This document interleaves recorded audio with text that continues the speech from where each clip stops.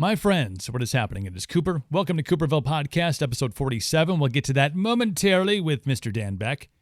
Do I have to say, Dan Beck, CEO of Midwest Meals, proud sponsors of the Welcome to Cooperville Podcast. Meal prep made easy, delivered right to your door, or if you're local, go and pick it up. Boom, meals done for the week. Price, can't beat it. Taste, can't beat it. Nutrition, yeah, you get the point. MidwestMeals.com. Promo code is Cooper at checkout and get 10% off your first order at MidwestMeals.com. Hashtag MidwestFitFam. Proud to be a part of it. The podcast is also brought to you by Violent Gentlemen Hockey Club. Rocking my Violent Gents Know the Code shirt today. Proud, loud and proud. VGHC.com is the website. Check out all their gear. They have everything from hats and beanies to hoodies and t-shirts. Ladies wear. They got some badass ladies gear. Ladies, go check that stuff out. Belts and socks, oh my, they have it all. BGHC.com, Violent Gentlemen, the promo code Cooperville15 for 15% off your order. And Monster Energy, my friends that get me through each and every day. Also going to be rocking out with them at Rockfest and Country Fest in Cadott, Wisconsin this year. Excited! Monster Hydro, that's my jam. Hashtag Monster Podcasts.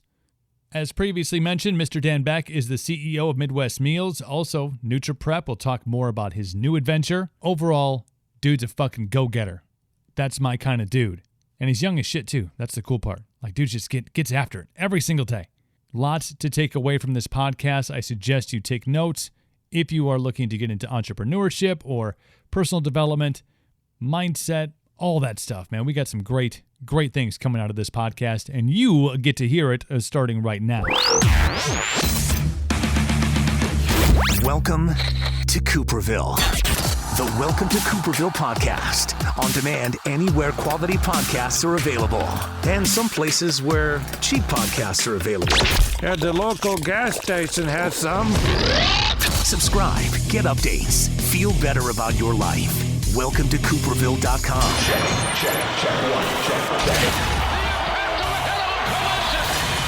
Welcome to Cooperville. Make sure you use a coaster.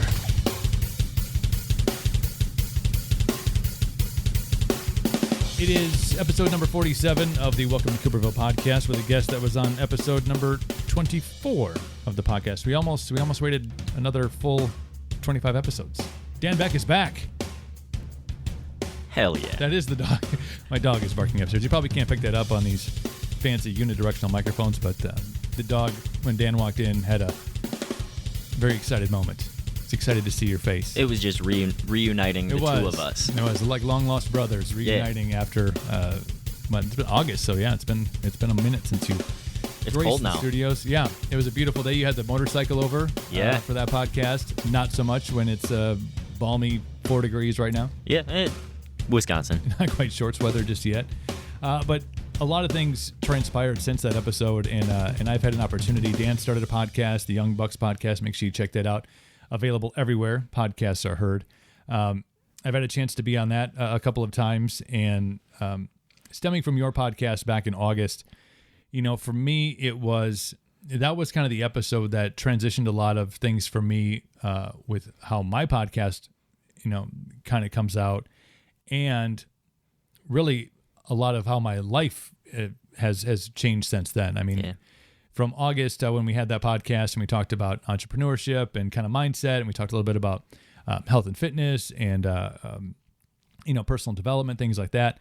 Kind of from that is where I was on an upward trajectory in those directions, but it really accelerated it to kind of the level where it continues to go up, but, started Captain Coop's Beard Company a month later. 2 months after that, we had product. We were in, available online, and now we're in stores. It picked up another podcast outside of this one, picked up hosting responsibilities and some other social media stuff for Country Fest here in Wisconsin. And really all triggered by that initial podcast. So first, as I give you that long introduction, thank you. Yeah. Just for, I think, hearing your story, because you didn't come in like ooh rah rah about things. It wasn't like, get off your ass and go do something with your life besides sitting in your basement hosting a podcast. And it really was an eye opening conversation about like, here are some people to listen to, here are some ways to like reevaluate how you look at things. Like there is excuses at every exit sign. You can be like, oh, here's my excuse. Can't do it. This didn't work out. This didn't pan out. But I think the big takeaway from it was like, you're going to encounter these obstacles. You're going to encounter failures, and to keep on pressing on. And that's what's led to, at this point, 6 months later, the success of my companies and the success of my brand. So thank you for. Yeah. It's really cool just to be a part of that in general, because I mean, ultimately, like, that's fundamentally like what I want to put out there. Cause I mean, as a young guy in business, like, it's hard to connect with other people out of the gate. It's cool. I mean, the saying that, a high tide rises all ships, that's what I'm about. So it's cool. It's cool to see it actually, making an impact. And we've had a chance, I've had a chance to be introduced to Jesse Westover, who is a part of the Young Bucks podcast, Nutrition Junction out of Minneapolis. Check them out online. Want to give him a drop. But I think it's really, for me, because I was outside of, I want to call it the circle of trust, but the circle of entrepreneurial mindset individuals.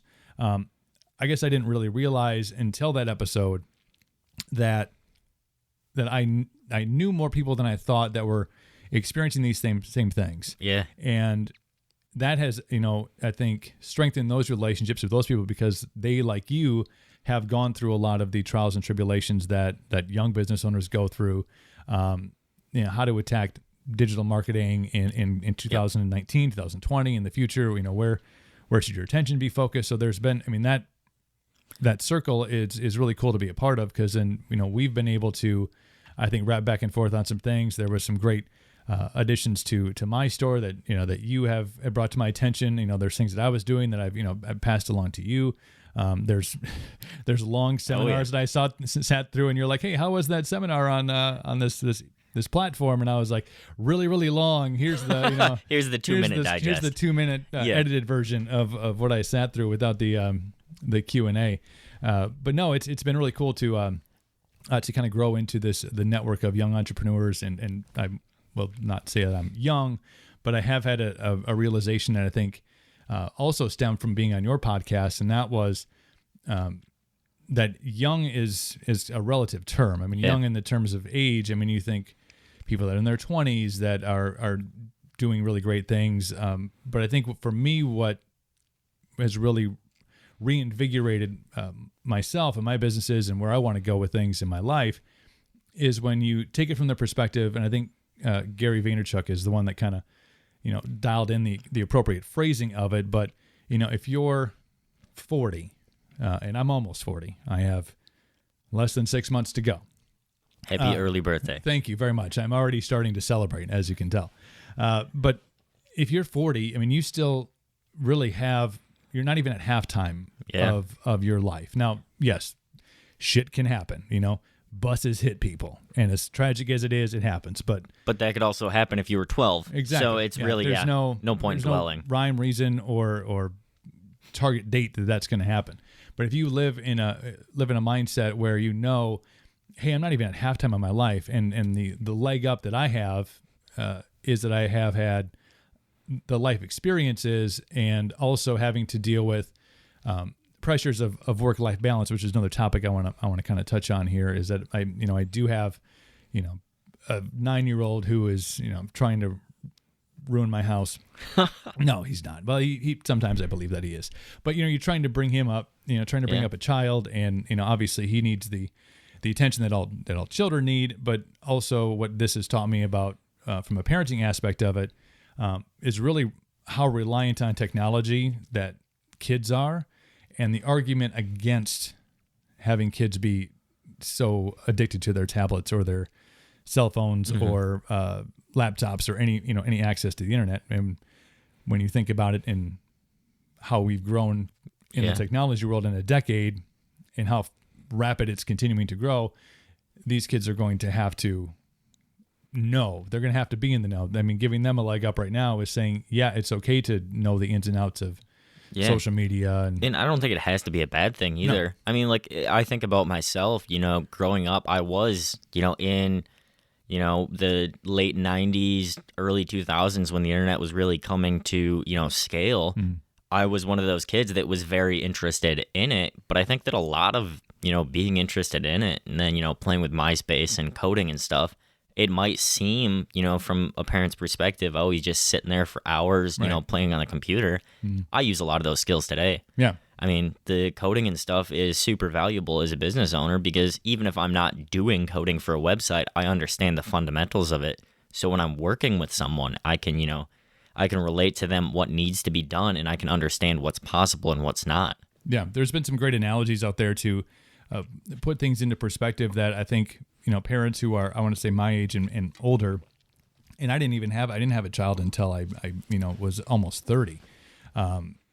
Is, when we look back at, when I was a youth, the video game thing had really kind of just really erupted. I mean, I had the first original Nintendo. Yes. I know Atari fans, Atari was first, Frogger and all that, all that bullshit.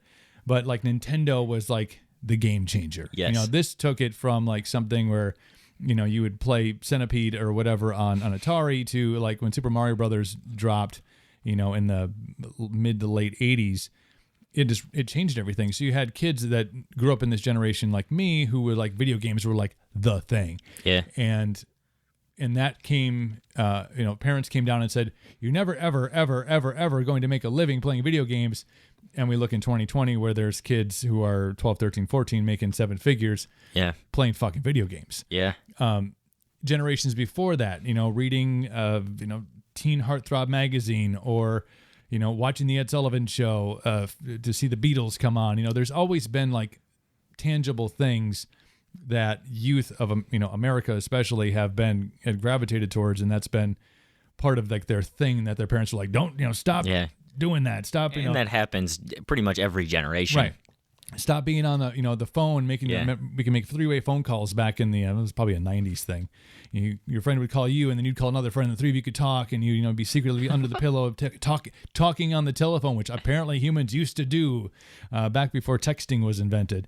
So there's always going to be something. So the parental part of it has, I think given me a leg up in trying to create some sort of work-life balance. Yeah. And we'll swing back into that topic in a little bit, but I did want to talk to you, get you back on the podcast because routine is something that I think is can be constantly and ever changing.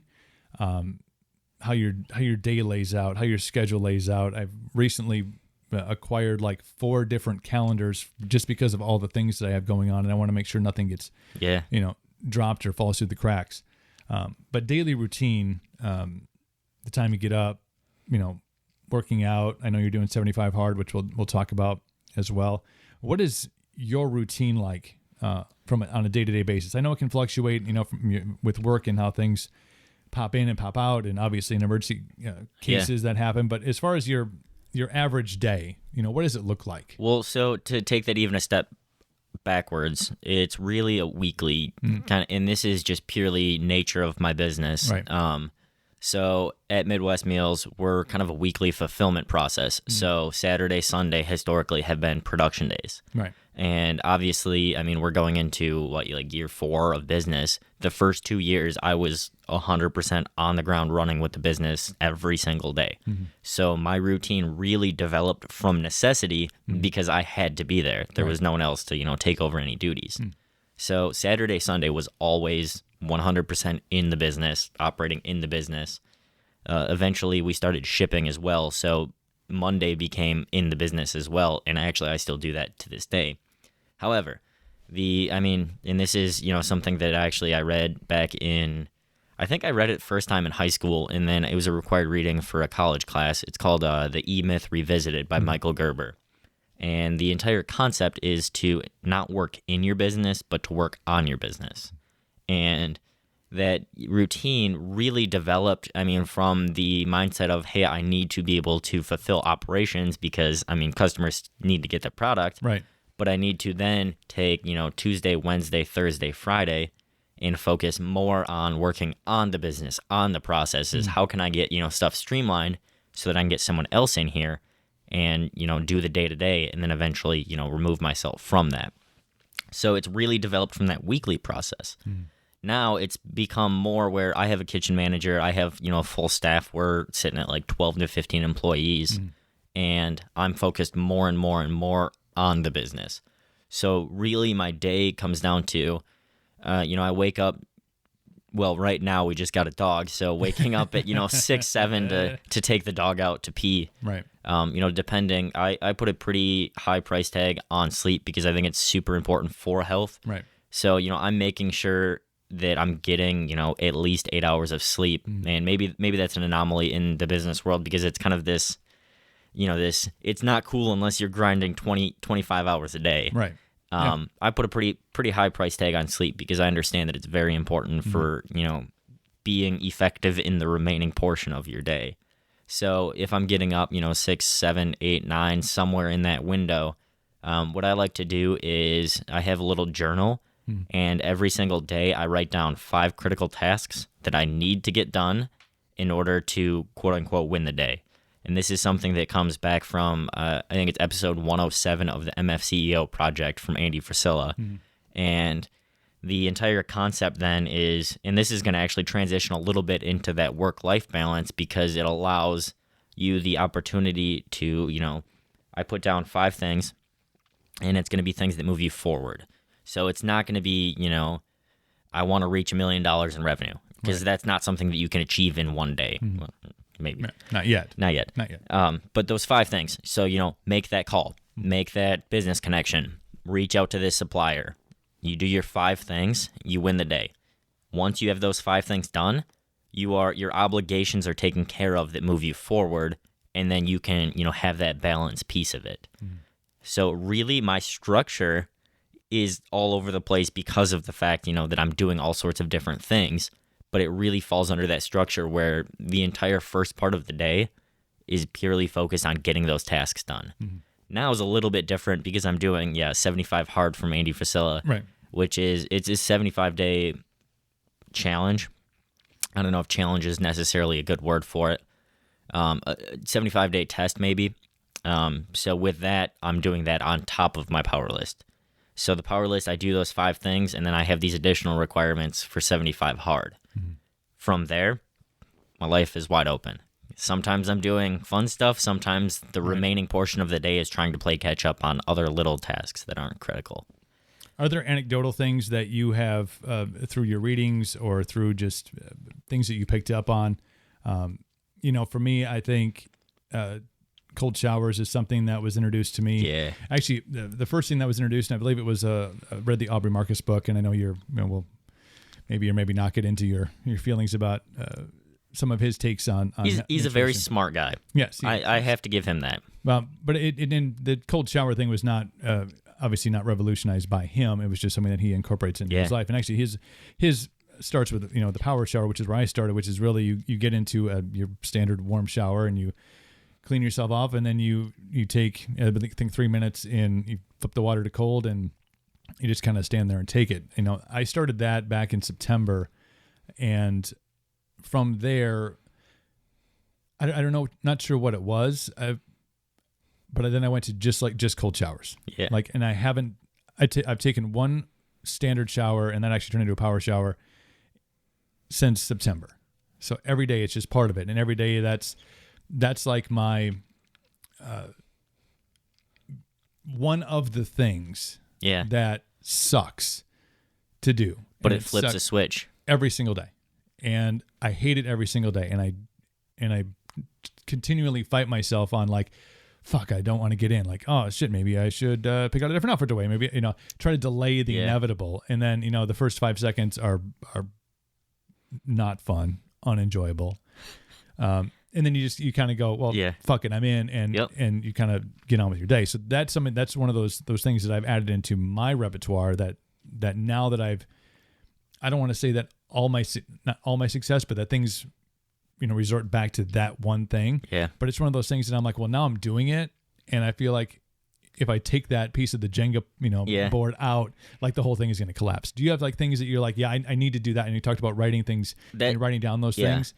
Is there anything else you're like, man, every day I have to make sure that I do this thing? It's really the power list for me. And I think that Tim Grover, he talks about this a little bit. And I mean, with the recent passing of Kobe Bryant, you know, his Mamba mentality, it's doing those things, you know, having some sort of a memento that gets you into that zone. And I mean, I think cold showers is cool because it's one, it gets you into that zone, but there's also some pretty cool health benefits with taking cold showers. Right. Anti-inflammatory. I mean, I haven't been sick at all this winter. Knock on, I think this is a wood desk. I don't know, it could be Formica. But yeah, there's a lot of benefits too besides the I'm awake now. And I think there's some other cool benefits with it too, because it's something that is genuinely uncomfortable for most people, especially, you know, in the Midwest where it's, you know, feels like -10 outside right now. You don't want to take a cold shower. No. It's the last thing you want to do. Right. But it forces you, and this is, you know, throwing out a lot of people's names. Jesse Itzler, you know, he did this book with, and then it turns out to be David Goggins, who I know you're a huge fan of. Yes. But what he did is, you know, Jesse Itzler was a very high operating individual, but David Goggins forced him to do things that were super uncomfortable. Go jump in a cold lake, go do all these things. And really, it comes down to what are those things, and it doesn't have to necessarily be, you know, a secret key of taking a cold shower or meditating. You know, there's people out there that are super high level operators that are like, no, I personally don't meditate. And, you know, some people, that's their thing that puts them into their zone. So I don't know that it's necessarily a specific thing that I do, but it's really, my day is centered around those 5 critical tasks. Right. And the only reason that it's centered around those 5 critical tasks is because one thing that I struggle with is, you know, where's that off switch? Because that's who I am. You know, I always want to bring it to the next level. I'm always constantly thinking up until the second that I fall asleep. Yep. So it's been something that, you know, I've done that allows myself the opportunity to go, okay, you know, slight pat on my back. I got my 5 things done.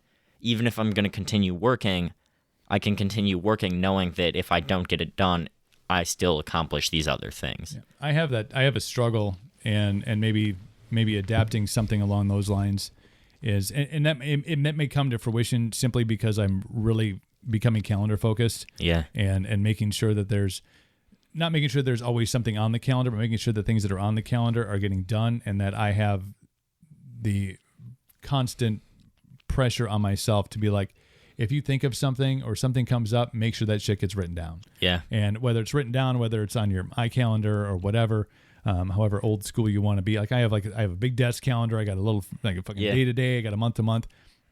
But I think accomplishing those things and making sure that, okay, boom, I did the podcast with Dan. Okay, boom, I have to run into the grocery store because we need XYZ things, because if we run out of bananas in this house, the fucking world falls apart.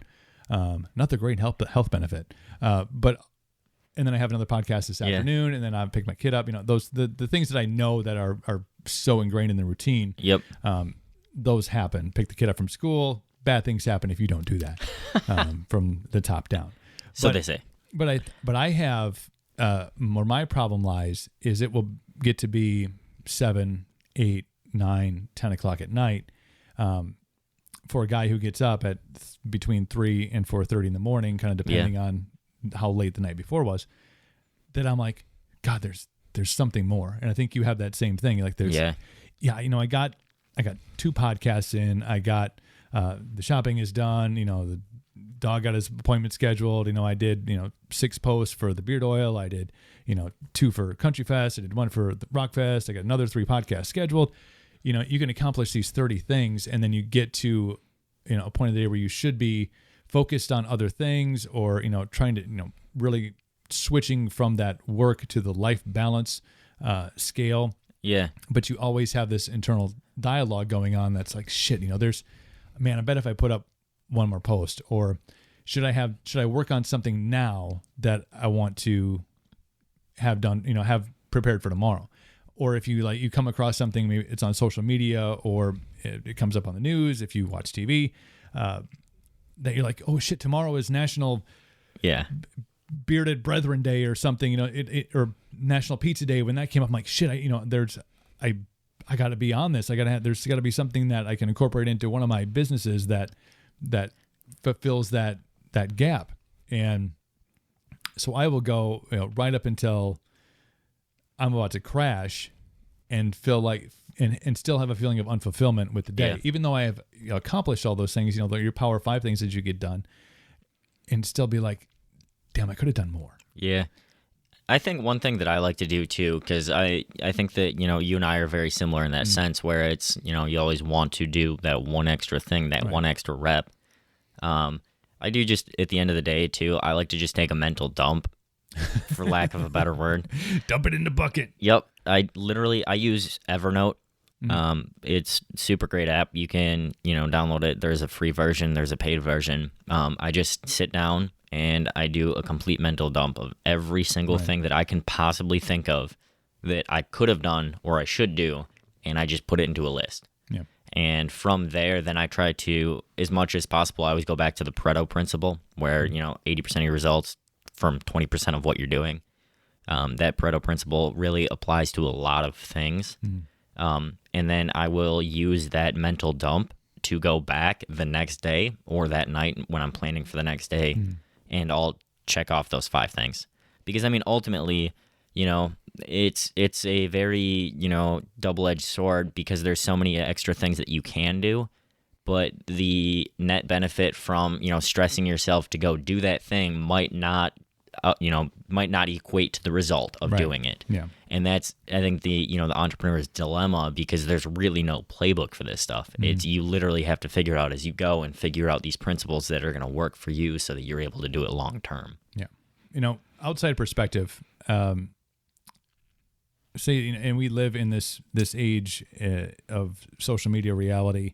I had my buddy Phil Norvold, Max Build Off-Road, on the previous podcast, and we talked about some of these similar topics. But the one thing that we touched on was this kind of new notion that social media is more of a reality than actual reality is. Yeah.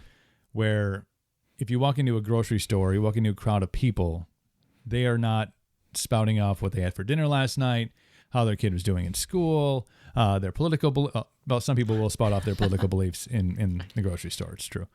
Or you'll just see it on their hat. Well, neither here nor there.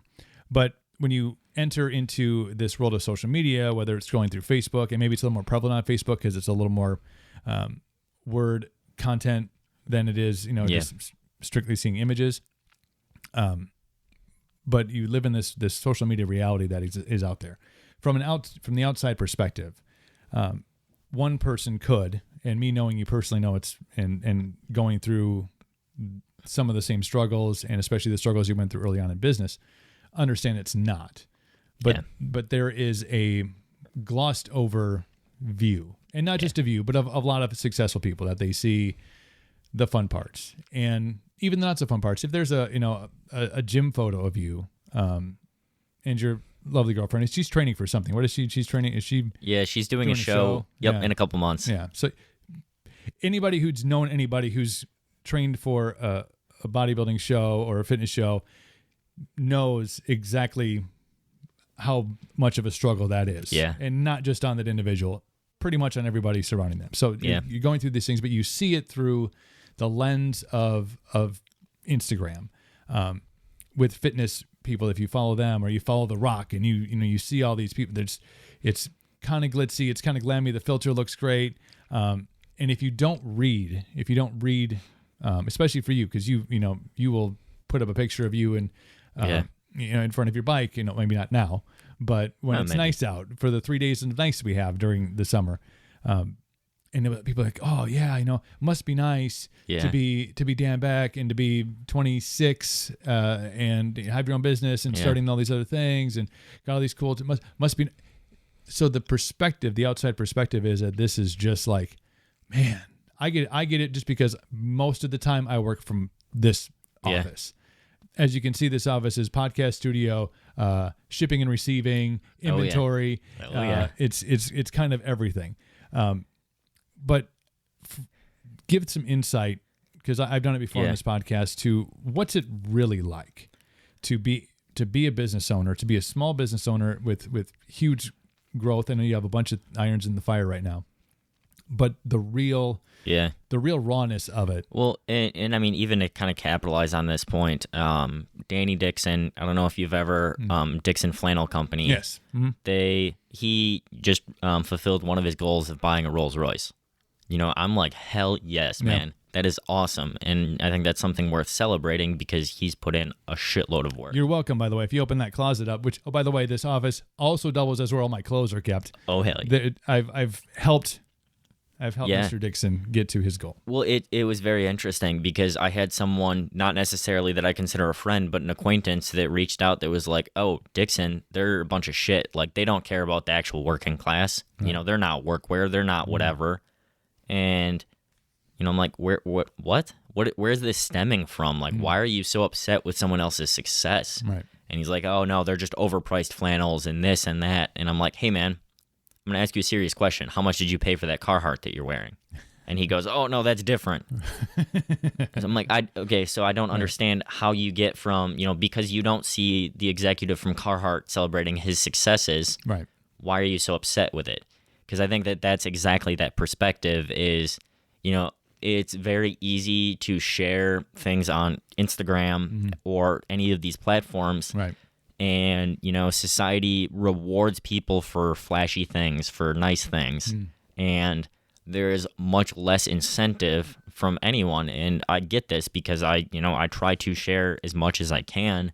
But inevitably, it's easier to share something that's positive. You know, hey, I just got a new dog. Hey, I just did whatever it is. Because people, you know, they go in there, they comment, they interact with you. I mean, we're hardwired to, you know, operate based on, you know, what's rewarding to us. And when people are socializing with us and all these things, that's what you put out there.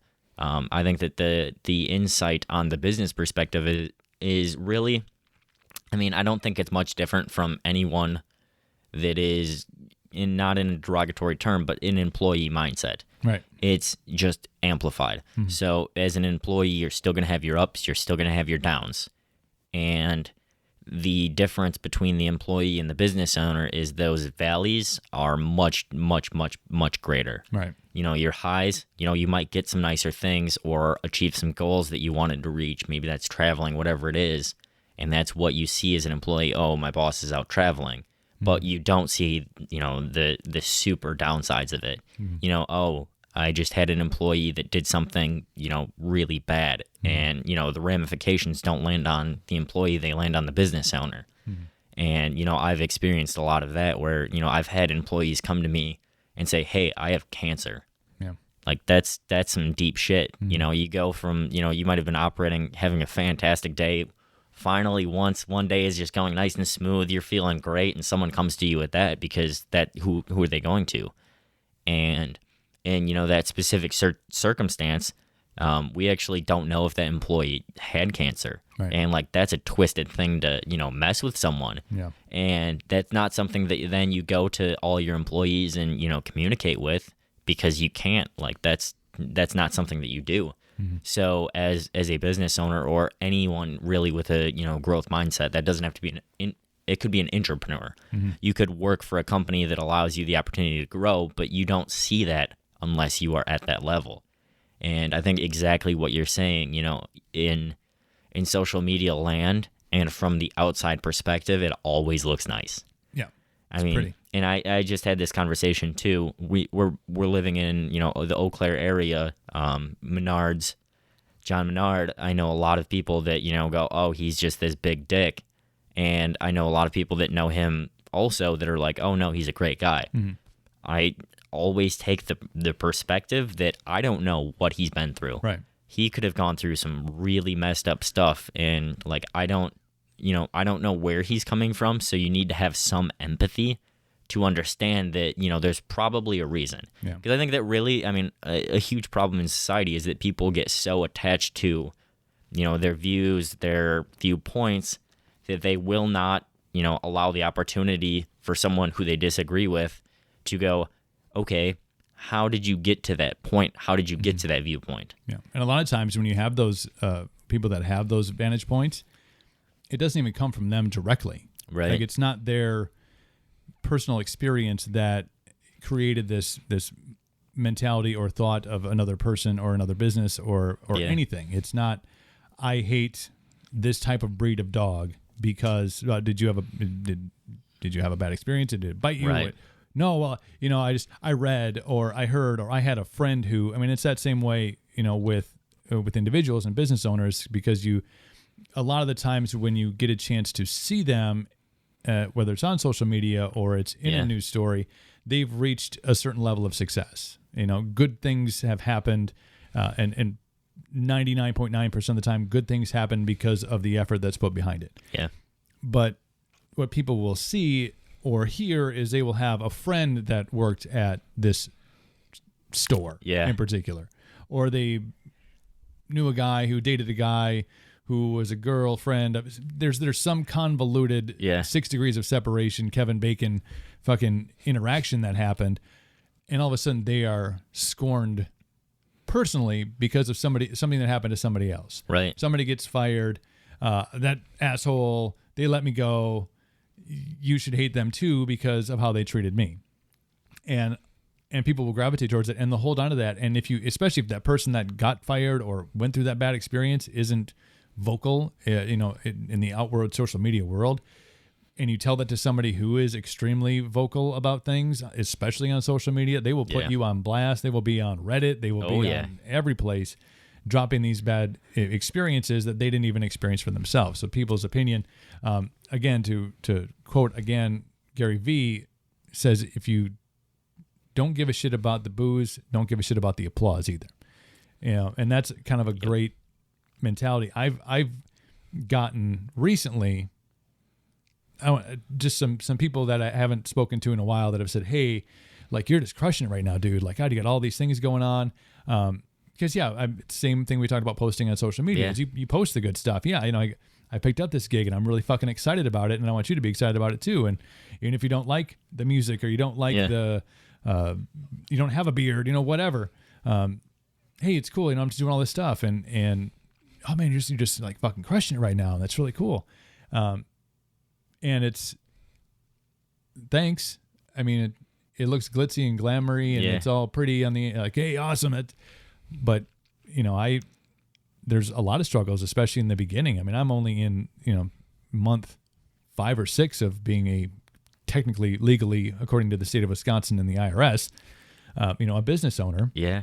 My other adventures have just kind of piled on top of that, and it's not glamorous. It's not glitzy. And if this, my beard company, when we grow into 25 products and all of a sudden we get picked up by fucking Walgreens or whomever, major outlet, and they're buying at, some scale that I'm like, shit, now I need to buy a production warehouse. You get to that point, the people that now are like, hey, this is really cool, like dude in the basement, fucking building this shit, to reaching a certain level. And like Menards, starting off as like a small hardware store, and all of a sudden they're French. It's this huge thing, and it's all over the Midwest, and they're on fucking NASCAR thing and Paul racing, and then that's when the criticism can come in, because you've reached this level of success and you have the abilities to have your own hangar at the airport. It's really weird too. Like, there's an initial when you go into business, you almost, at least in my experience, you get this like feedback from your peer group, for lack of a better word, where they go, hey, what, are you too good for us now? Like, right. And then, you start finding a little bit of success, a little bit of traction. And then, you see this flip where they're like, oh man, you're crushing it and all this stuff. And it's almost a disservice to the person who's doing it, because, if you're congratulating someone, getting so hyped up about, this little bit of success, are you saying that that's all that they can achieve? Yeah. Or, like, where do they want to grow it to? Mm-hmm. And then, then they start, cheering you on until you, reach some sort of success. Going back to, Dan Dixon getting that Rolls Royce, it's like, at what point are you like cheering for him because he's out there, challenging the status quo, and then he finds some success, and all of a sudden you just go, oh, screw this dude. Yeah. And when he was selling flannels out of the back of his car, of his trunk, and trying to get started and sewing shit by hand, I'm sure there was, damn, it's so cool. You're going up chasing your dream, and then you reach, a certain level, because maybe one of his life goals was to have that Rolls Royce, but that's not, he hasn't reached the end. Right. I think for us, for me, for you, for Dan Dixon, for anybody, that's not the finish line. Right. My next question about, what are you chasing? And I'm not going to, feed you the answer, because for me, there probably are certain lines that you want to cross, certain mile markers, if you will, to use a running reference. Like, I want to get to this point, and for me, it's about, okay, I want to get to a point where this company can sustain itself on its own, and it can function as just, and I don't have to be like you were in the beginning, in it, grinding it every day, pushing it out. Somebody's in control of that. Okay, cool. That's taken care of. That's a step. Hey, put that out on social media. That's not the end, Yep. So for you, like, what is it that, with all of your things that you're doing, from personal development to, really fighting, obesity with Midwest meals and other adventures? Can we talk Nutri-Prep? Yeah. And Nutri-Prep, all these things, like, what is it that you long game are chasing? Yeah. So on that power list that I go through every day, on the very front page, so I'm fairly technologically apt, so I used Photoshop. At the very front of that black power list, and this is literally a Walmart black leather bound book, I have a vision board. And, on that vision board, I have certain things like, one of my lifelong, desires is to own a Husky. Right. It's not, own a Rolls Royce. It's just something that I've always wanted. Right. But I also have goals on there. So, one of the irons in the fire for me has been building a nationwide franchise under the Midwest Meals kind of umbrella. And, my mile marker with that is 100 franchise locations. Not 10 franchise locations. We want 100. And that isn't the end all be all. That's just what I have in there. Right. And I mean, it's a working, living document, because I look back, at the beginning of business, and I have these because I've been doing this for so long. I look back at those vision boards and I go, oh, I've gotten this stuff. Like, I had the 4Runner that's parked outside, right, chilling on that vision board. I'm like, man, that would be cool someday. And, that vision board changes, because ultimately, if you're chasing that one thing, once you get it, it's then what? Yeah. So it's what are the things that are going to bring you joy, and putting those as a vision, what you want.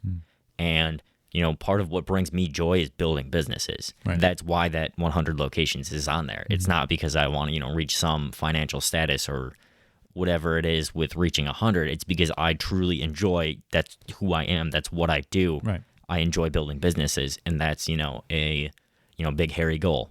And once I reach that, I don't know what my mindset is going to look like, but it's going to be, something larger. Yeah. Because I think that, as soon as you start, devolving, you need to have some sort of challenge, some sort of novelty. I don't know if that will, once, that critical mass is reached, if I decide to, create a new challenge for myself that isn't related to that, maybe. But ultimately, it goes back to that vision board, and it's kind of this working document. So really, all I did is I go on Photoshop and I just create a collage. And I'm sure that if you just Google vision board maker, there's a ton of free resources out there too. There's probably an app for that. I'm sure there is. What's the hardest part of all this? I mean, of business owner, obviously, growth and expansion, looking at that 100, that number of 100 franchises. That's a small, that's a portion of your life. There's a health and fitness aspect of it, kind of a gym rat. Where of all the things that you go through on a week to week, month to month basis, what would you say, like, that's the hardest thing that you have to deal with on a consistent basis? Honestly, this is kind of a double-edged sword too. I think that it's the ability to do anything I want, which is, seen as this one great thing, but it's also the ability to do whatever I want. So I have, no one is making me do anything. So if I don't have that internal drive to get shit done, everything starts tanking. So it's really one, setting standards for myself and everyone around me, and, keeping everyone, stuck to those standards, because ultimately, as someone in a business or any sort of responsibility role, this could be a parent, this could be anyone, everyone looks to you as the responsible, recipient. And all those little micro decisions just wear you down. So it's really, I'd say, the biggest struggle, and it's a double-edged sword because it's a struggle and it's a blessing in the same sense that right now, I chose to come here. Tomorrow, if I wanted to, I could go, up north and visit my parents. But the choice then is, is my time best spent doing that or doing something else? It's this constant mind fatigue of what's the better route, what's this life I'm working towards. Yeah. And that's really why, creating a vision board was something that appealed to me because it gives me some structure. Yeah. I can use that as a sounding board, So I have the vision board on the first page, and then each individual page I'll use as the power list. As I create what I'm doing that day, I go, is it moving me towards my vision? And as long as my vision is, queued up with things that are going to make me happy, that's the route that I need to go. And that's how I try to make those decisions. But as a business owner, and maybe it's young and getting, up to speed with, making all these critical decisions, it's very fatiguing to make, respond to every single person that comes to you with questions, every single person. Obviously you want to help everyone and you want to make sure that everyone's doing really well, but you need to create autonomy in the people around you so that they're able to, also make their own decisions. Yeah, that's huge. I read a book, one of the first books I read, I think after I got let go from radio, and I want to make sure I have it right. Sarah Knight was the author, and I want to say is it The Subtle Art of Not Giving a Fuck? Yes. Yes. So, and she has she is a phenomenal author and has a bunch of great books. Calm the Fuck Down. It's so written for me. I mean, I like, how many times can she swear in the book? Like it's like 378, and it's just. But I read that book, and really didn't apply a lot of it until I kind of got into this real super hyper growth mindset, and it was about managing your time and really deciding what is most important to you to be doing at a particular moment. Yeah. Because things are going to fall into your lap. You're going to get invited to things. You're going to feel this obligation, and whether that's obligation to go to a family dinner or a birthday party, or hey, your buddy's in town and they're doing this, and so all these. And this is just, I think, one of the chapters about in the Not Giving a Fuck book, and it's you have to at some point, and it's a struggle, and I think it's a continual struggle every single day or every single moment that you're pressed on something, to really figure out, okay, right now is what I'm doing making me the most happy. Because a lot, if not all, a lot of these authors and podcasts, hosts, speakers, at the very core of it, it is not about money. It is not about things. It is really about finding your happiness. Yeah. And granted, those other things can help fulfill some of that happiness and relieve some stress. But when you have like a mindset where you're like, hey, Friday night, and for most people, Friday night's like, that's get rowdy and loud because we can sleep in on Saturdays. You and I both know that shit doesn't exist in business ownership. You're like, well, no, my alarm doesn't have a weekday setting. It's set for every day. But you're able to kind of realize that not going to that event, not going to that party, not going to your friend's Tupperware party thing, or when you find your stance in life and say, you know what, really happy that your kid graduated from 4K. Yes, they have a celebration for that and a graduation, and they put him in a cap and gown, and that's awesome. 4K. Half day. Tough. It's tough, man. I know. I was at the fucking 4K graduation for my own kid. It was a hoot. He wanted to be a American Ninja Warrior firefighter, which I thought, cool, go for it, dude. But when you start to prioritize your own happiness, and you can say, you know what, I'm not going to come to this thing. I'm sorry, I'm happy for you, but no. Yeah, it can be. And you stop caring about, their opinion of you for saying no. Right. That's huge. You find this huge relief of like, And you don't sit, it's Friday and it's at 7:00 and you're just, oh man, you're like, no. Yeah. In the grand scheme of things, what I'm trying to accomplish in my life, it's just. It can be very difficult to learn to say no. I think that that's one thing that a lot of people that are young in business or young in any career, right? It is very hard to say no. Yeah. Because, I mean, even, from an employee that, you have a boss that's asking you to do all these things, another reference, The One Thing, Gary Keller, he built the largest real estate company. And, even from an employee perspective, if your boss is asking you all of these things, you ask them, do you want me to focus on this thing that you just gave me? Or do you want me to focus on, this bigger priority item that moves us both towards where we're trying to go? Right. And a lot of times people just spew out everything because they don't want it on their plate. Mm-hmm. And you need to learn how to say no and what is in your best interest. Because, I mean, what is the saying that you can't fill up someone else's glass if yours is empty? Yep. You need to first prioritize yourself before you're able to help anyone else. Yeah. Because if you're operating from a place of emptiness, a place of, sadness, ultimately, you're not going to truly be able to help anyone, and it's a net loss for everyone. Yeah, across the board. Yeah. There is a big conversation, I think that's kind of taking place, at least in the mindset world, about time.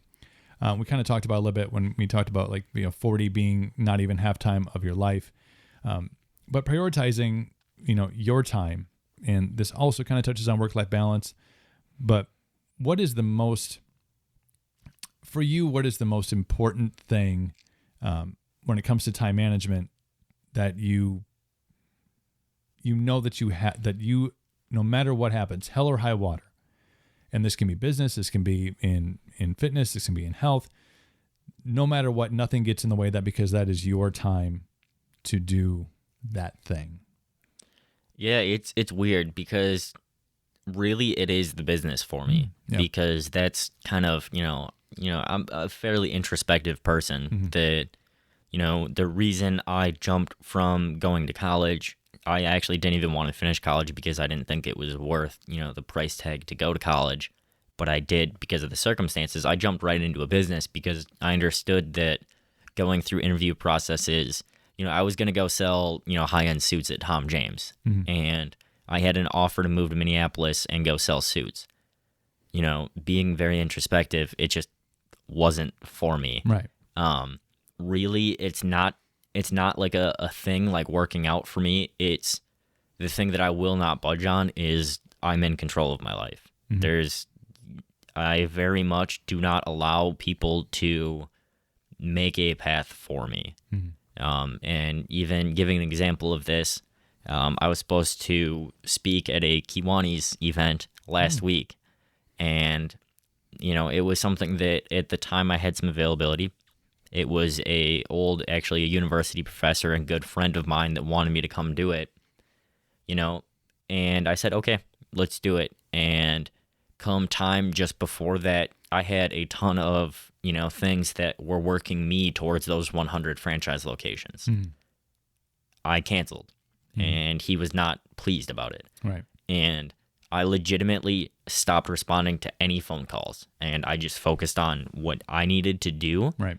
To be able to focus on my business and my choices, and then you can remediate it later.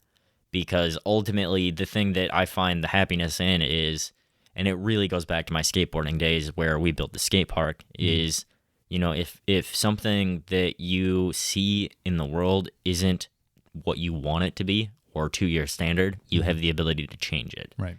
And that's ultimately where I always go back to. Because as soon as I start becoming complacent and just allowing everyone to do that, that's where I feel like I failed. Yeah. So that's something that it's a non-negotiable for me. If people are making decisions based on my behalf, I do not operate well. People get hung up on the opinions of others, and this is across the board. And this is we're not all playing on the same wavelength. Yeah. We don't all think the same way, obviously, which is probably a good thing. Yeah. But there's always going to be outside opinions and people that just don't get it.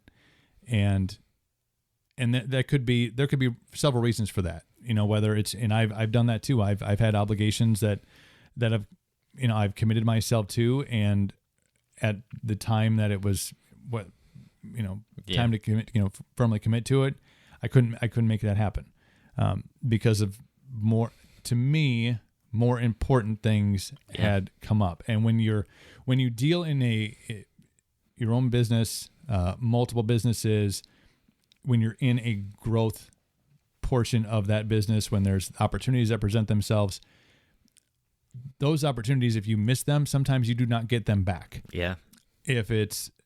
And people don't understand that, because to them, their thing is the most important. It really could literally, and not just in my opinion, but in everybody else's opinion in the world, be the most insignificant blip on a map of, it just doesn't matter. Yeah. Life will go on. But when you are solely focused on your personal development, your success, and the success of people around you, if something comes up and you say, man, this is just has to take priority. Yeah. People can dwell on that, and people can judge you on that. People can take instances from your past, and I've had this happen to me before too, is where, well, you used to always, or you used to never, you didn't used to do this. You didn't used to be. You're right. I am not the same person I was. It's frustrating, isn't it? 10 years ago. Yeah. And I'm really sorry that you are. Yeah. I've had people I went to 3 high schools in 4 years. So I've interacted with a lot of people. Yeah. And some have gone on to be very, very successful, and some have not. And that's, sometimes that happens. You get in a situation, or you're just like, hey, I'm comfortable. It's cool. I'm gonna be right here doing my thing. And I've had people come up and like literally, like, we picked up the same conversation we had in like 11th grade English. Like, hey, remember Mrs. Duncan? Like, kinda. Like, I think I probably had 4 of them, in that amount of time. But when you have, at whatever age you get to the point where you're just super hyper focused on being better every single day, whatever it's 1% or it's doing one more thing than you did the day before, man, the noise gets canceled out. And if you are prioritizing yourself and you're like, I have to do this is not a priority of mine, and you don't really care about what people's opinion of your decision is, man, that's freeing. And I think too, like, honestly, I have more respect for people that have specifically, I've had things that I've done with them that they go, hey, I know we had this going on, but this is my priority. Right. I have more respect for that because, and it's not a, like, hey, can we stick this thing kind of a thing. It's purely like, when you have a priority and you understand what you want your life to be, I have much more respect for that than someone who's just floating. Right. And, obviously everyone doesn't necessarily have the mental capability to be that person where they have that drive. They know exactly where they want to go. There is going to be floaters. It's like anything. There's a bell curve. Yep. There's, some people that are just detrimental. Then there's the vast majority of people who are floating and kind of neutral. And then you have the people that are actually out there trying to achieve what they want to do. So, inevitably it's a numbers game that you can't appeal to everyone. And when you identify with, that group that is the growth mindset, once you start getting those people in your life that understand, and it's really kind of cool too, because you'll have a conversation with someone new that has that mindset, and they just go, I get it. And you're all of a sudden, you're on the same wavelength. Like, yep. You're one of me. Yes. You're one of us. Welcome to the crew. It's really just, identifying, who you are, and then, what can you do then to focus on what's going to be best for you? Right. Because that's ultimately what it's about. David Goggins calls it the cookie jar. There is this place that you go in your mind when you feel like you've reached the end. You feel like you've reached your max rep. You feel like you've reached the furthest distance you can go. That where your mind has said, okay, this is it. We're not going any further because you're fatigued, you're tired, you don't have it in you to accomplish anymore. Your mind, and I think we had a little bit of this conversation in episode 24 about learning to control your mind. You are in control of it, yet for the majority, it seems, of the population, their mind controls them. Once you kind of realize that, hey, wait a minute, I am in control of that. It's weird. It's, again, revolutionary. But the cookie jar is this place that you go to when your mind tells you you've reached your limit. You've reached, you're not going any further. I'm sorry, we're stopping right here.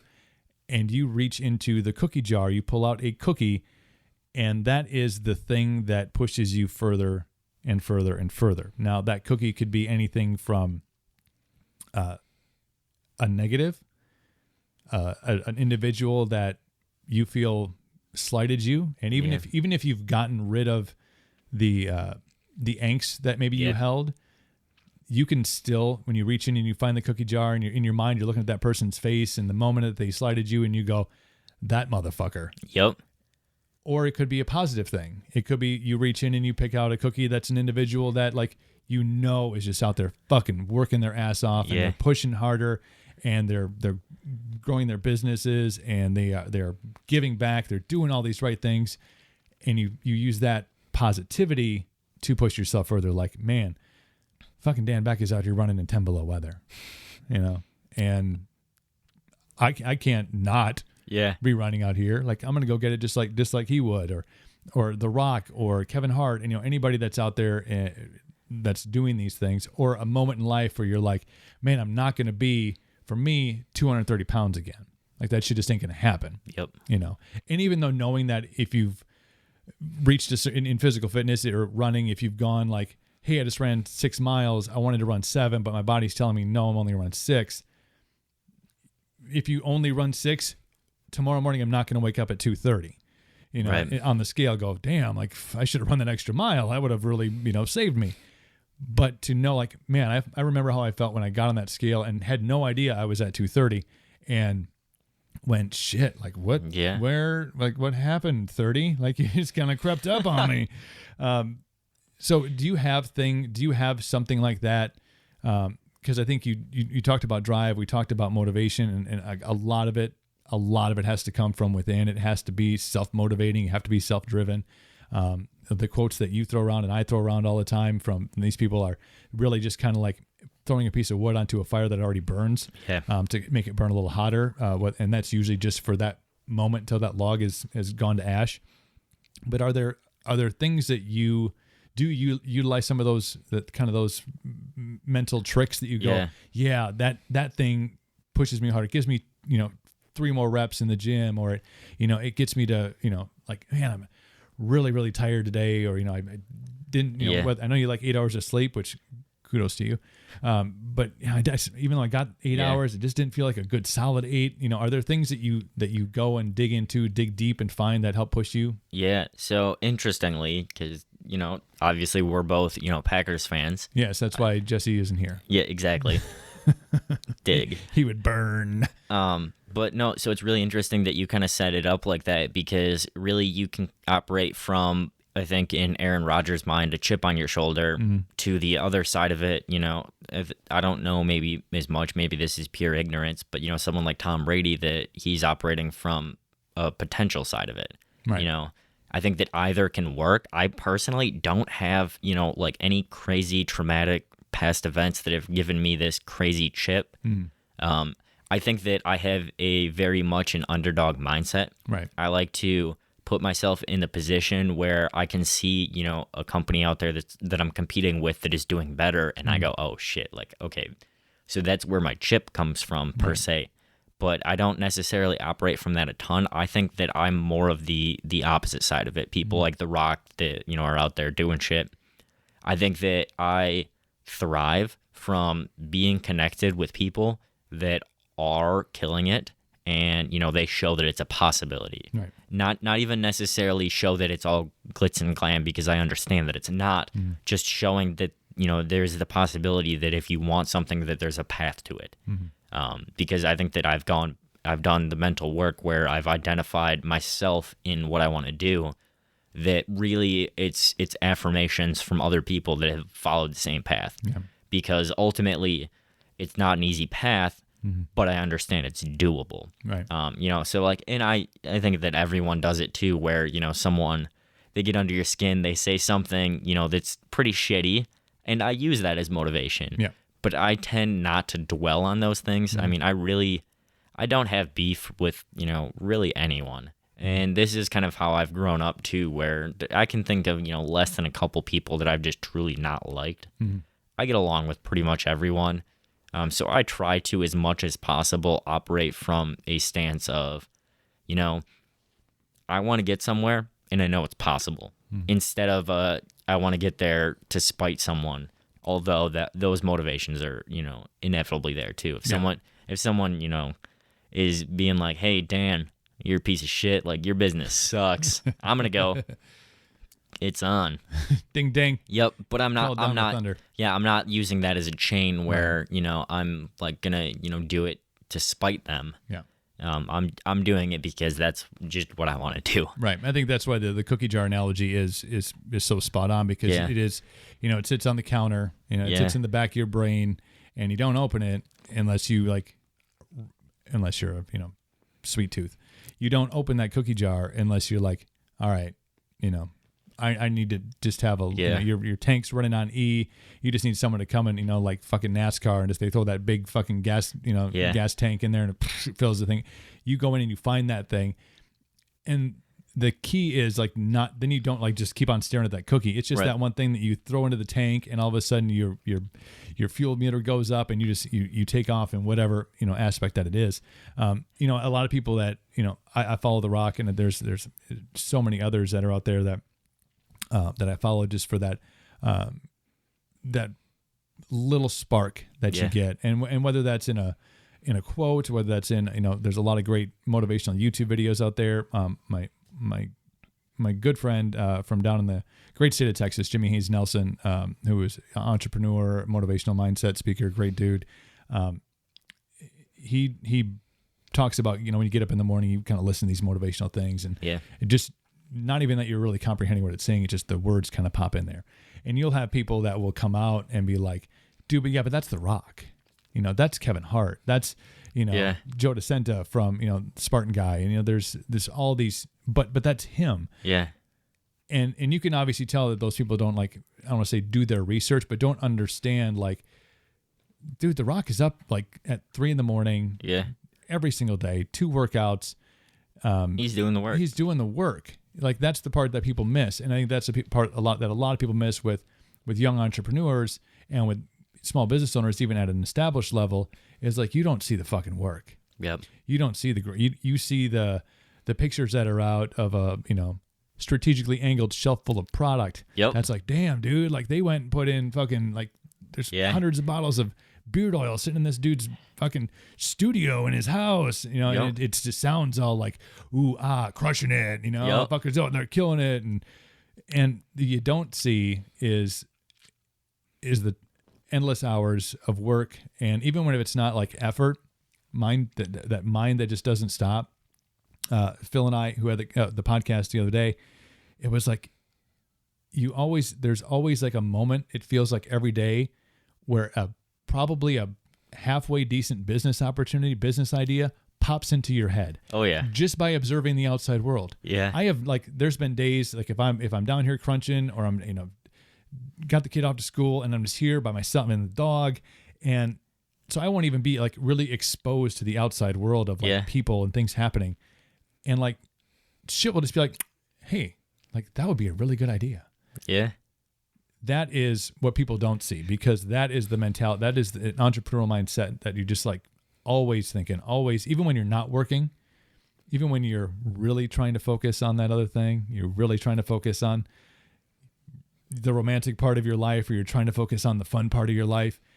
God, when you're out on a fucking bike ride in the summer, and you're cruising and it's sunny and 80 and you're just loving life, and something will pop into your head and you'll be like, damn, that's a good idea. Or damn, I know another place we could put a franchise. Or hey, you know what we could add to the menu? There's always going to be that stuff. People don't see that, and it's okay. I've gotten to listen to a couple of my podcasts back over, and it sounds like we're dude, everybody should fucking do this. No, dude, if you're happy 8 to 5 in it, and you get to go home and be with your family, and you get to raise great kids and go to their soccer games, and you get to go to their show choir competitions, and you get to your 2 weeks of vacation. Fuck, if you do it, if you're happy, great. That's what this is all about. It's about being happy. Yep.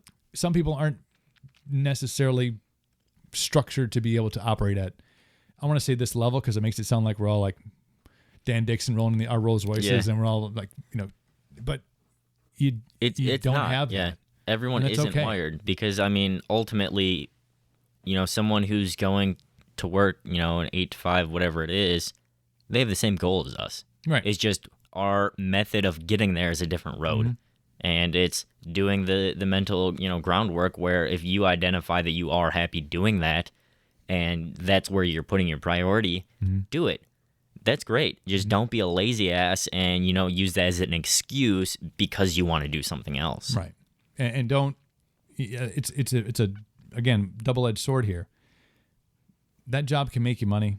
Whatever you're doing, 8 to 5 can make you money. And that could be the ruler of your roost. Like, hey, I'm here because I want to make money.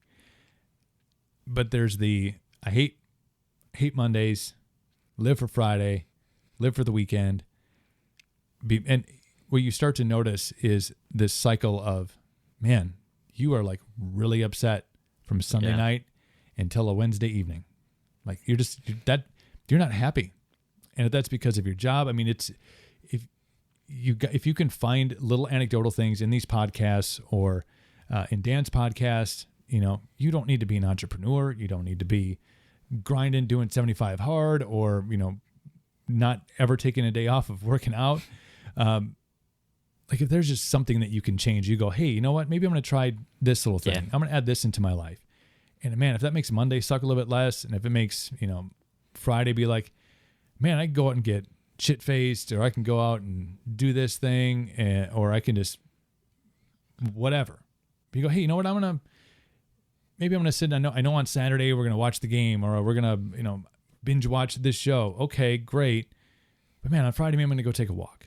Yeah. I think that's, for your podcast, for my podcast, and I think we're both trying to accomplish is just that, we're trying to jack up people that are like us, and we're trying to, talk to the inner circle or people who are looking at it going, man, I think I could do something, and inspire them to do things, but also inspire those that are on, they're just like, hey, I'm cool doing this thing, but maybe I want to try this so I can be just a little bit happier. Because as I mentioned, and as you've mentioned, happiness is the end game. Yeah.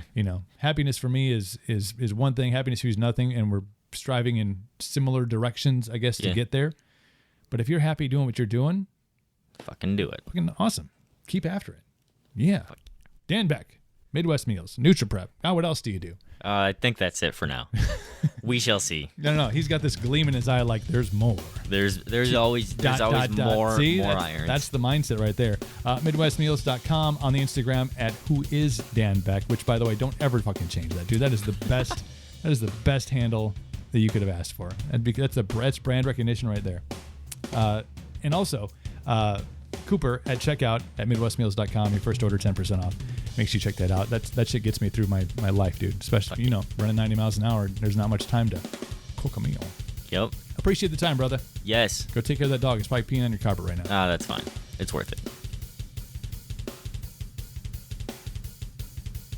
Dan Beck, Midwest Meals. Thank you so much for the time, my friend. Really appreciate it. Lots of insight, lots of good stuff. I mean, that's the key ingredient here is the people that are doing it, take note. That's been my secret, is listen to audiobooks. Follow people that are doing along the lines of the same things that you want to do, the same way you want to live, the same attitudes you want to have. You start incorporating that stuff into your life, like the words of Dan Beck and more, man, you're on a good path, a good trajectory, as they say. That's episode 47 of the Welcome to Cooperville podcast. I, Cooper, thank you, listener, for listening on whichever podcast platform that you listen on. And speaking of, make sure you hit that subscribe button that's on whichever app you're on. If you're on Apple, or if you're on Google Podcasts, or Stitcher, or Spotify, just make sure you follow us. The iHeart Radio app, we're on that as well. Then you get an update every time we drop a new episode, and you can tune in, gain the knowledge, feel better about your life, and ta-da, magic will happen. Also, I'm on the socials. Welcome to Cooperville is on Facebook and Instagram and also Twitter. I am on there at No Limit Cooper Official. No Limit Cooper Official. That is the Insta and also the Twitter. So make sure you give a like, give a follow. I throw everything kind of cross-pollinate between the podcast, other things that I have going on, motivational stuff, workout stuff, all that. My dog, my kid, it's all over there on the social. So thank you in advance for the follow. Until next time, cheers.